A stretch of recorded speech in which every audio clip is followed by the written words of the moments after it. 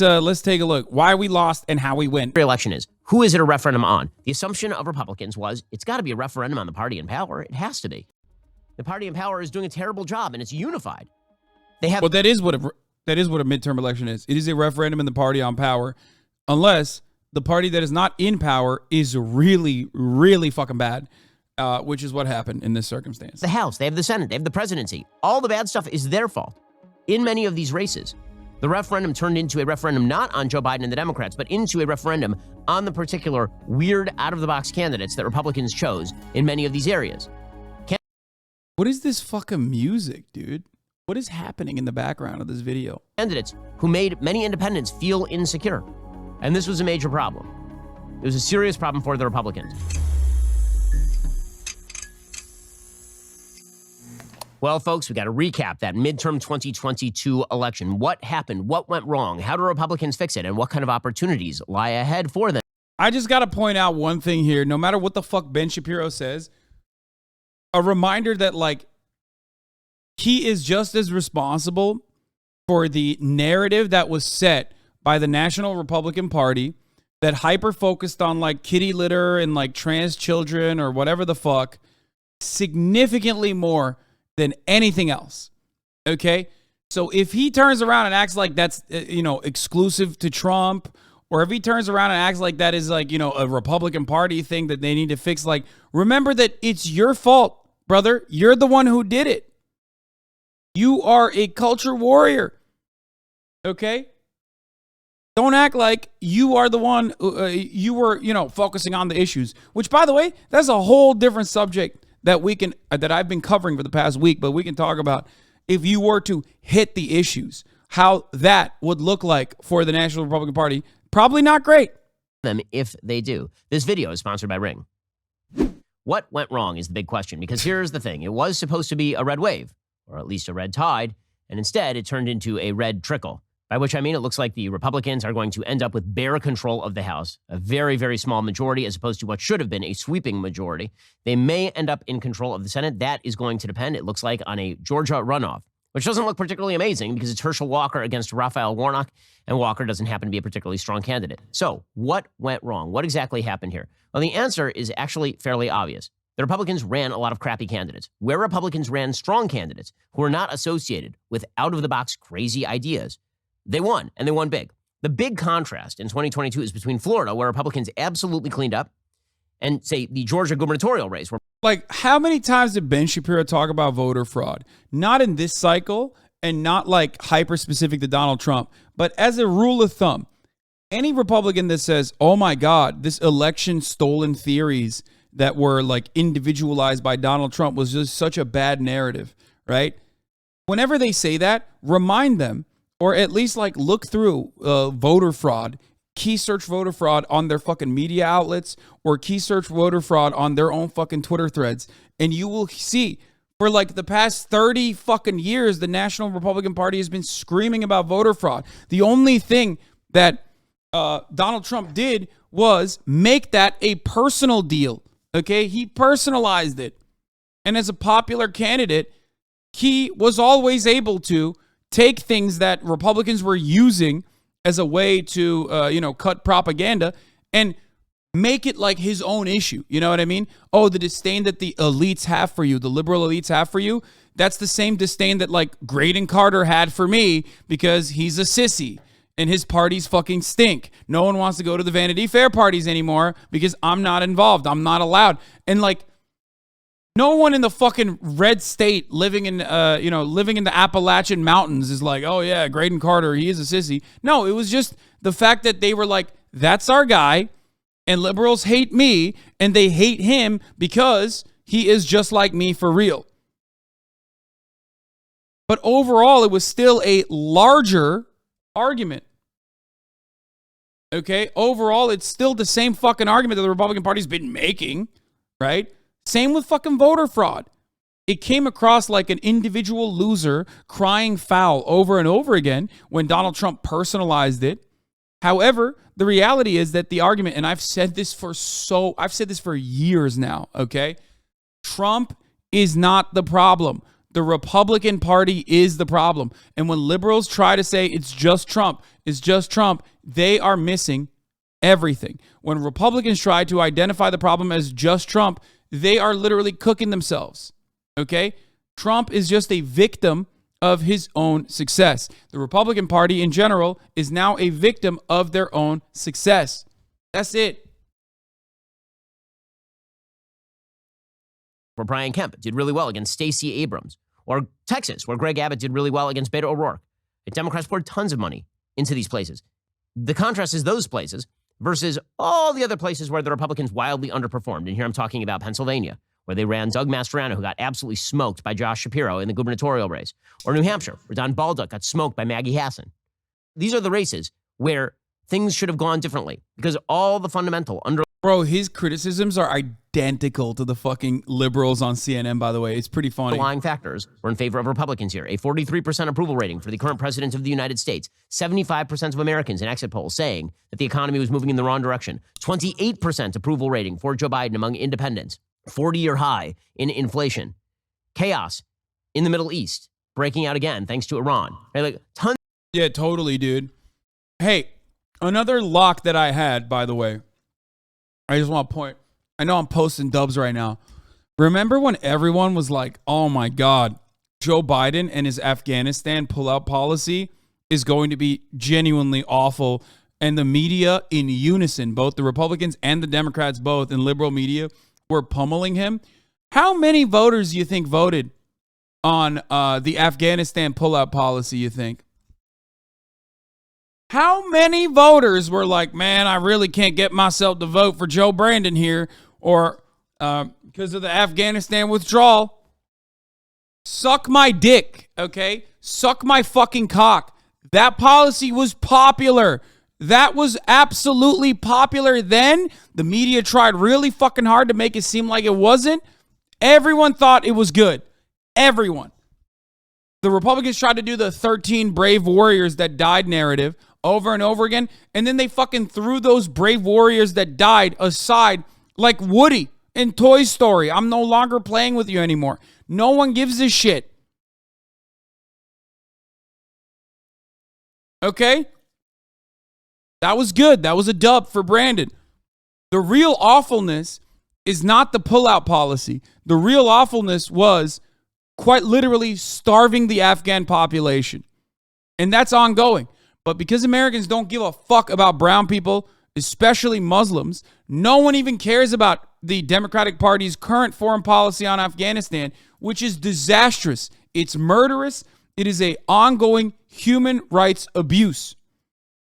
But obviously that's not going to, lead to any sort of domestic punishment because no one gives a fuck. That's the unfortunate reality. So when Ben says like, oh man, Iran, blah, blah, blah, like shut the fuck up. No one cares. No one cares about that. The American war machine keeps going brr. And the only people that do care are probably parents and people close to like veterans who were, active duty deployed out to the fucking middle of nowhere for no other reason other than to make sure that JSOC operations could get black budget funds from maintaining an opiate trade that goes directly from Afghanistan into Europe, okay? Nobody gave a fuck. Maybe the only people that will vote against Joe Brandon in that regard are the ladies back home that were getting fucked by Jody who now can't have sex with their boyfriends anymore because their fucking shitty-ass husbands are back home, okay? That's it. That's not a broad enough constituency of voters. Sorry, okay? That's it. Tons of stuff happening in the world right now, none of it particularly good for the Democrats, which is why, if you looked at the polls, all the movement in the last weeks was toward the Republicans. So what went wrong? The answer is Republicans assumed in a lot of these races that the fundamentals against Joe Biden were so strong they could literally go down to the homeless shelter, pick up some people, and put them up for races. That is not how politics works, and this is what the independents showed. So many of those same independents who didn't like Joe Biden voted for a Democratic candidate because they looked at the Republican candidate and they said, this is not somebody I can trust with governance. This is the constant story. The more solid the Republican candidate, the better the candidate did. I know this seems like tough stuff, but it really is not. Republicans made a bad habit of, in primaries, picking candidates who seemed attractive because they were fight people, but they didn't actually guarantee the possibility of solid governance, solid, sober stuff once they were in office. See, think of politics like a cake. Okay, and the cake has a couple of elements. It's got the cake, It's got the icing. Republicans are very attracted by the icing. We love the icing. The icing is the social culture war kind of stuff, the sexy stuff where you're fighting against the... Yeah, sexy stuff, like fucking freaking out about like the permanent war narrative, freaking out about your neighbor being demonic, thinking that like teachers at school are teaching your children that like, you should be upset about being a white person and also transing your children actively. That sort of stuff. No, dude. No. That icing, and he is right, that is icing. That is the only part of the fucking narrative that is actually tangible for the Republican base, because the other part of the narrative is gross and awful and anti-poor, and most people nowadays understand that reality and don't, it's not actually a fucking, let's get out to the polls type beat. When you're running on cutting Social Security, you're going to look like Blake Masters, okay? It's just a fundamental problem within the Republican Party in general, and it's not about Donald Trump. Wild equity agenda of the Democrats. You're fighting against the transing of the children, all that. Yeah, see, he's saying it. He literally, dude, that is what fucking got you to lose, idiot. All this stuff's super important. Icing is great. You can't have a great cake without the icing. But if the cake is icing, and what is underneath the icing is actually not cake, it's just a bag of flaming garbage, the icing isn't going to help. And so Republicans kept picking candidates where there was no evidence these people were going to be good at governing. They'd been at like QAnon rallies 6 months beforehand. That is not going to win. And here's the thing. If you actually wish to see conservatism win, you need people to win their races. They need to win their races. This is not all that shocking. That was the big problem here. People got really happy about the underlying bad conditions for Democrats, and they assumed they could put up a bag of crap, and that bag of crap would then be elected to high office. And that is typically... Here's why Ben's wrong. He's saying you can't give people only icing. You have to give them cake. Like, you have to give them the foundations. He's wrong. That's not true. Because what are the foundations? You have to, what do you think, like promoting deregulation and tax cuts for the wealthy is going to be a good way? Like, it's going to be a fucking leading message? Like, I guess to a certain degree, if you can lie, right? And the Democrats have no counter for it. But like, people ultimately are not going to think like, oh, we should cut Social Security. Like, I'm going to go and vote for a Republican because they're cutting Social Security. Okay?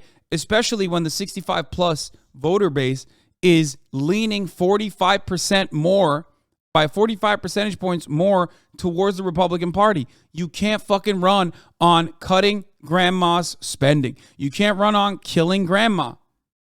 Okay? You can't do that. That's the literal cake. That is at the heart of the conversation. Republicans literally want to run on wedge issues specifically because the other shit that they want to push is gutting these Social Security and entitlements and benefits packages that are already in a state of disarray in this goddamn country further with no solution in sight. Typically not how it works for Republicans. You have to demonstrate, at best, like Ron DeSantis, that you've got cake, you're really good at governance, and you can do the icing really well. You can fight the media. You can fight the social issues. You can fight woke corporatism. All those things you can fight. But the cake has to be there. Or like Brian Kemp, who fought a few of the culture issues, but more was just the cake. There wasn't like tons and tons of icing. It was mostly just cake. Or Mike DeWine in Ohio, who earned the trust of his population in Ohio to the extent that he won over 60% of the vote in Ohio. J.D. Vance, by contrast, won about 53% of the vote because he was a more controversial candidate. Well, folks, with the holidays coming...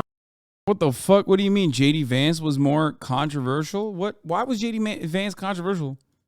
The party in power, it has to be. The party in power is doing a terrible job, and it's unified.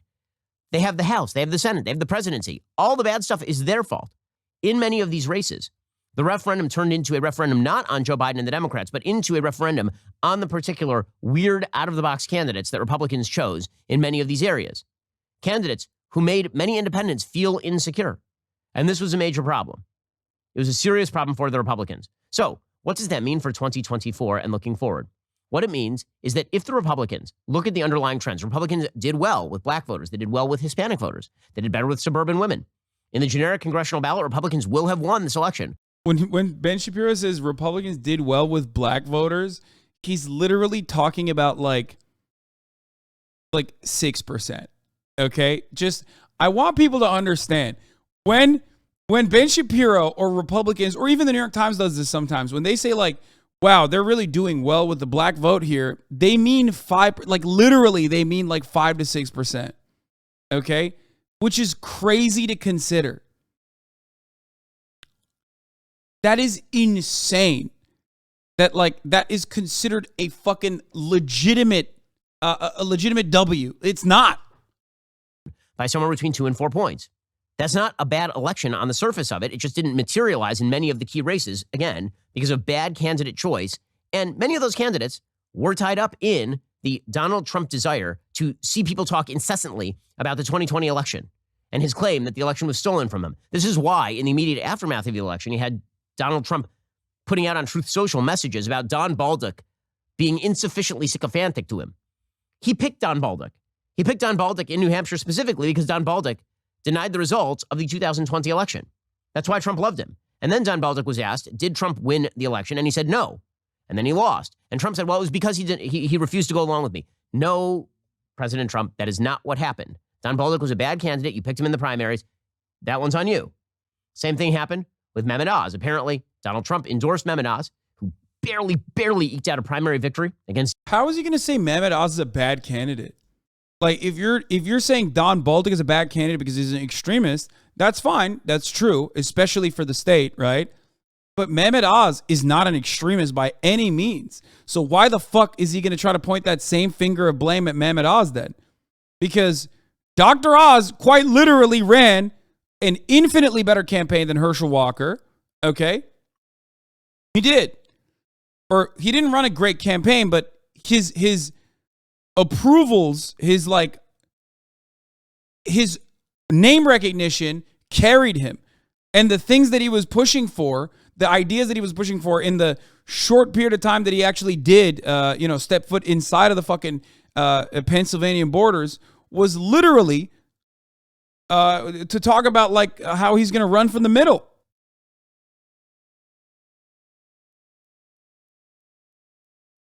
Dave McCormick in Pennsylvania on the basis that Melania liked Dr. Oz on TV. And that is not how you pick candidates. President Trump picked Doug Mastriano in Pennsylvania. He endorsed him. He wanted him. Why? Because Mastriano said that the election of 2020 was stolen. Regardless of what you believe about the election of 2020, if your main issue in 2022 is election 2020, you're going to lose. It's going to be a serious problem for you as a candidate. So moving forward toward 2024, Republicans are going to have a choice. Right now, they have the Florida model. The Florida model is Ron DeSantis took a state that he won by 30,000 votes in 2018, 0.4% of the vote, and he transformed that into a 20-point victory. He won that state by 1.5 million votes. That was his margin of victory. The rest of the state went red as well.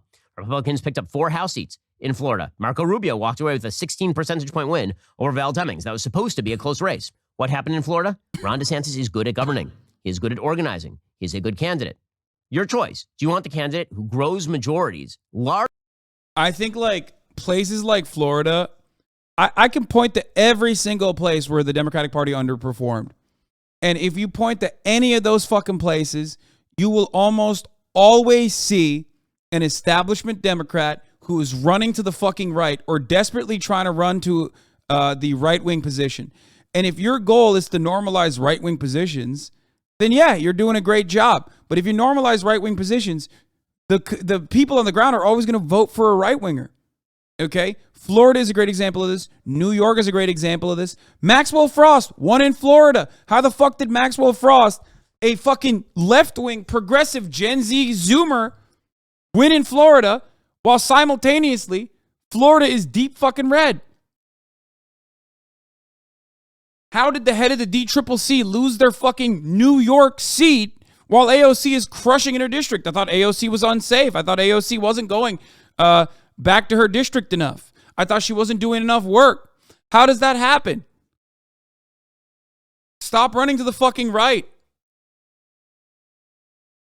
You one of the most Democratic districts of Orlando. It doesn't matter.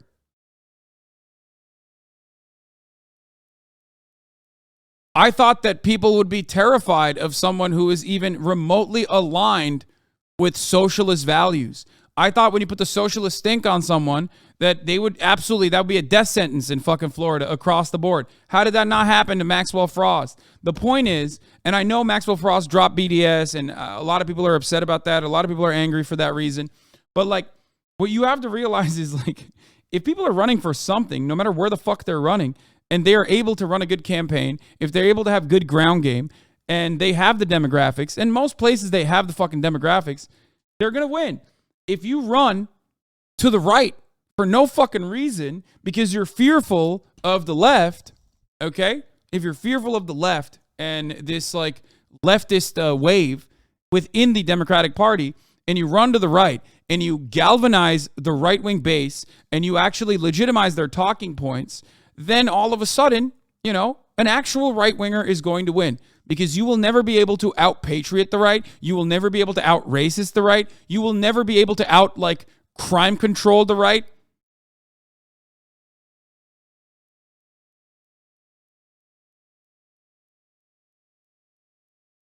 I fear no one. Hasan, don't you get MR? What?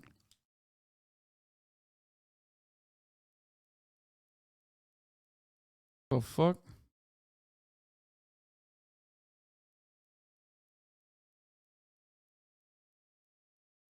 You will never be able to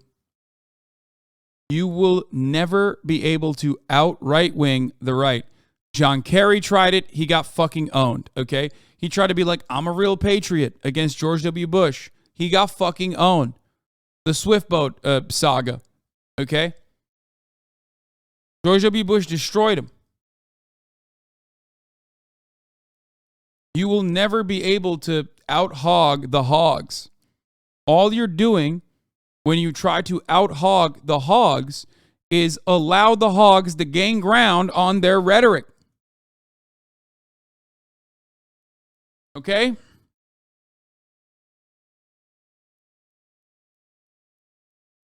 Large majorities out of opportunities, or do you want the candidate in 2024 who took an electoral college victory and a popular vote loss in 2016 and proceeded to turn that into an electoral vote loss and a popular vote loss in 2020, and then proceeded to give away 2 Georgia Senate seats in 2020, and then proceeded to give away many seats in the election of 2022?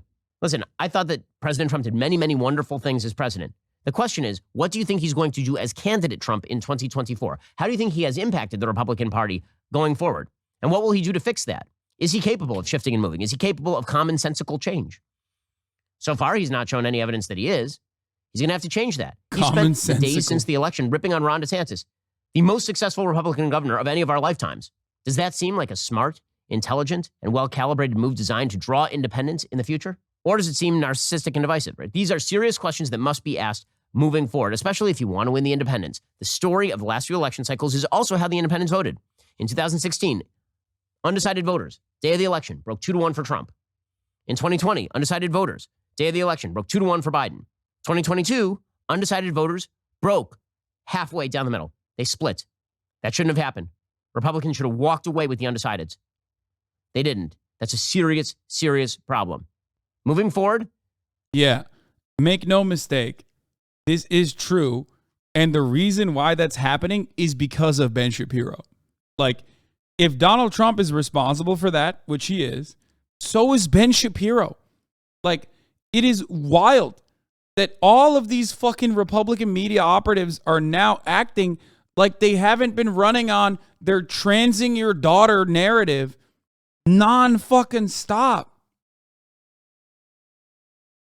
And the reality is, like, they were running on this before Donald Trump ran for office, and they will continue running on it. He literally said that stuff is icing and it's good, showing zero self-reflection. Brother, that's at a certain point, that is what is, you know, keeping people away. Because you're going fucking crazy on the timeline. You're going nuts with it. While simultaneously pointing at Donald Trump as the singular reason why you're losing, which is great. I mean, this shows that these guys cannot turn around. They cannot change. Their inability to change is obvious. And I like that. Because in some ways, it's impossible for them to change. They can't. Because what are they going to do? They're not going to run on cutting Social Security. They'll get fucking owned. Because that's all they have. That's what they used to run on. But, you know, they can't do that anymore to win and remain and be competitive in the national stage. So they have to run on wedge issues.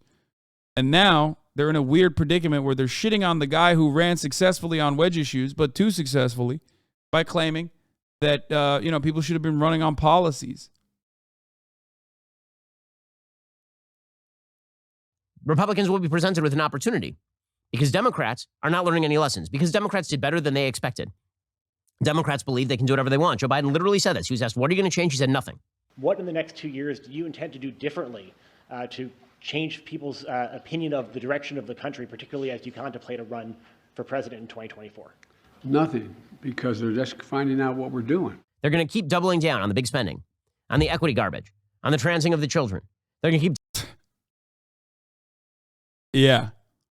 Yeah, that's what the Democrats are running on. Transing your children and the equity garbage.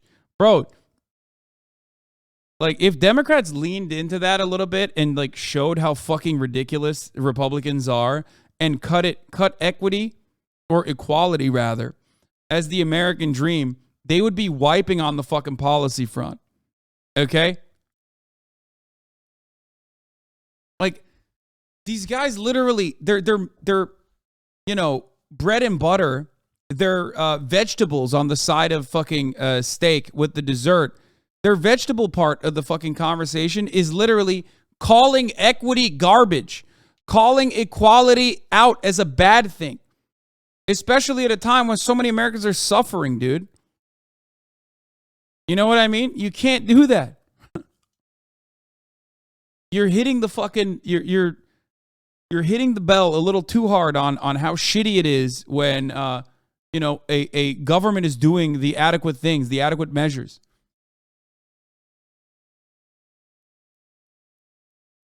Doubling down on the wild social radicalism. They're going to keep doubling down on the inflationary... It's wild social radicalism to, you know, expand child tax credits and eviscerate child poverty. You know what I mean? Like, genuine fucking dubs on the wonk side, on the policy side, that have truly had a tremendous impact, like a positive impact on people's lives, is actually a bad thing.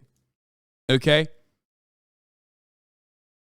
Now, this is why I also always say, I don't fucking know if the Democrats will be able to fucking pull this off, because they're not very good at turning around and basically telling you, like, no, expanding child tax credits is a good thing. These people are fucking psychos. Look how little they have been talking about the student loan debt relief. They're not fucking screaming for the mountaintops, every mountaintop they can. Arkansas, Nebraska, Tejas, all of these fucking Republican safe havens have done their very best to have attorneys general go out and basically tell you, like, no, we're pieces of shit. We're literally going to fucking stop student loan debt relief from happening. Okay? Use that. Use that as an opportunity. Look at Kentucky. Look at Kentucky. They just literally said, fuck your voting, fuck your ballot provision, fuck your amendment that you voted on to defend abortion. Our attorney general is going to do what he wants to do, which is continue to fucking ban abortion in the state. Okay? Use that as an opportunity. Hammer that shit in. Democrats can't. So right now we're in a weird holding pattern where it is like, where it's basically like, will the Republican Party implode before the Democratic Party offers them an out by being awful?